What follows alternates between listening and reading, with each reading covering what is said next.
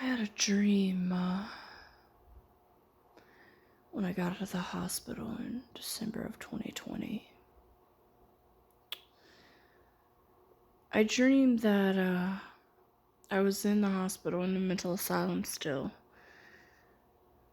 And I went to go make a call at a payphone inside.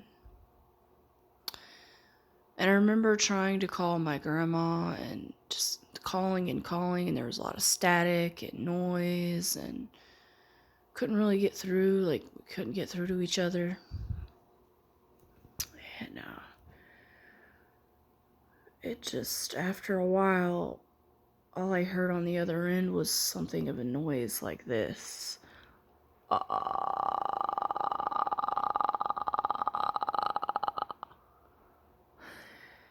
And I looked and I saw these nurses and doctors coming towards me, and I started becoming afraid. And as soon as I felt the fear, something else happened.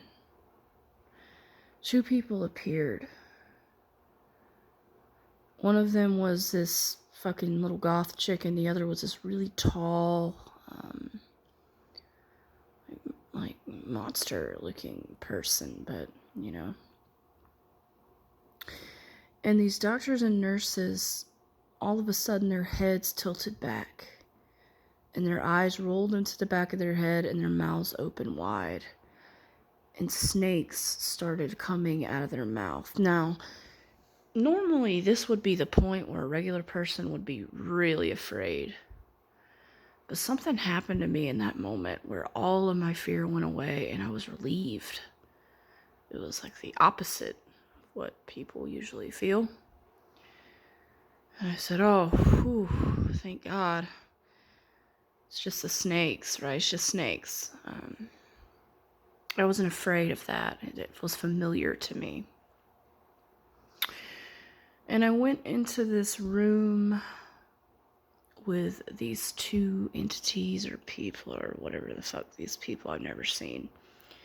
We sat on a couch and she started showing me clips and images of people's lives, and she must have shown me 1,000 clips that went really fast, and it was just a bunch of people's deaths. And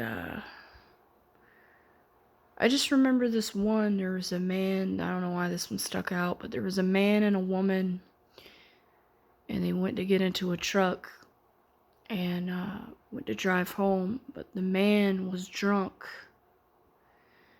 I don't think the girl was. I think she was just trying to go home and he was giving her a ride. I don't know what the story was there. I just remember seeing the fact that he was shit-faced in the car behind the wheel, and he wrecks and kills them both. And the man goes to hell. The woman goes to heaven.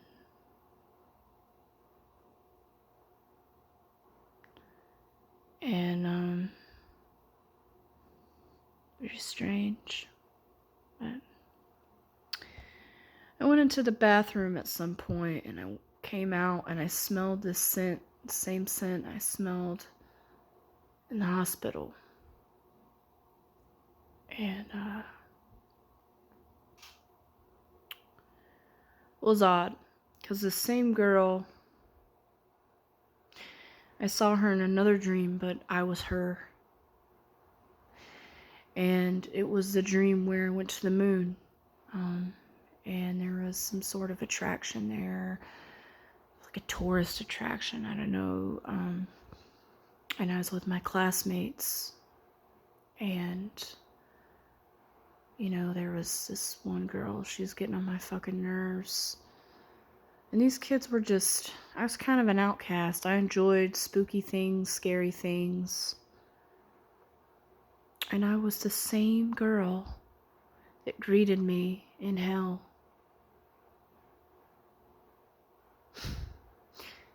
I went into the bathroom in the moon dream, and there was this ghost-like thing trying to attack me. And this woman was in the bathroom, and there was a vanity in there, and I remember she came into the bathroom and she was staring at herself in the mirror, and she looked like she was getting ready for some kind of like burlesque show or, you know, some sort of theater act. And, well, I thought she was the most beautiful woman I'd ever laid my eyes on.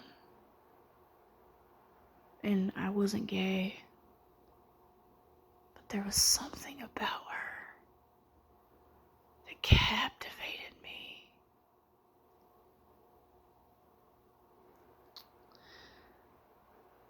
That dream was very elaborate, and I may tell it in a different segment clip video. But me as the girl, this little goth girl that got lost on this class trip, and all of her classmates end up disappearing and they end up killing her on the moon.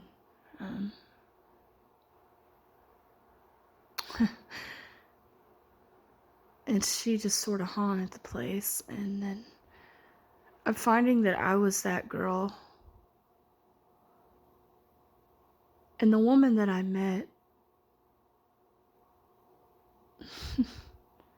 woman in the mirror, she was me in the future. And I just didn't know it at that time. But when I looked at myself, and as that little goth girl, who by the way was also very beautiful, I was very insecure. But when I looked at that woman, who was much older and different, but an air of very similar,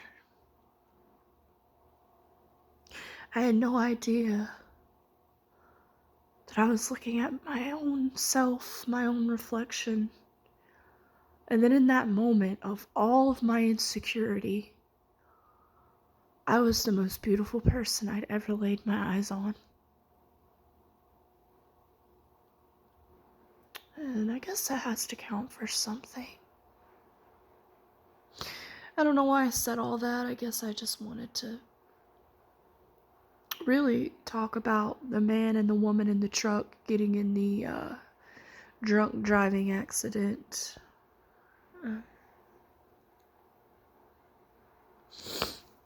Because I feel like at some point that man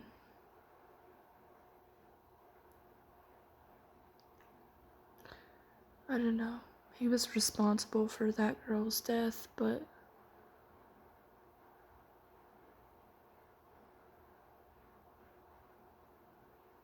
does he deserve slavery or forcefulness? No.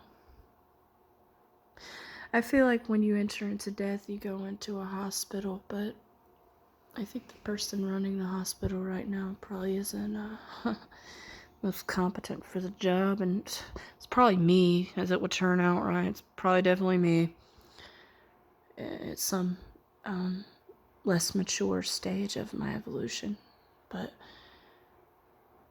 I feel like you go into a place of healing. It's actually work, and it feels like slavery, restriction, but after a while you start to open up and take steps and to break out of that, and then eventually you come to and your fog lifts and you realize where you are and what you're doing, and then there's a strange comfort instead of a fear, and an understanding in that. So I've had many dreams where I go to the graveyard. It's usually after someone dies. I'm walking through a graveyard, and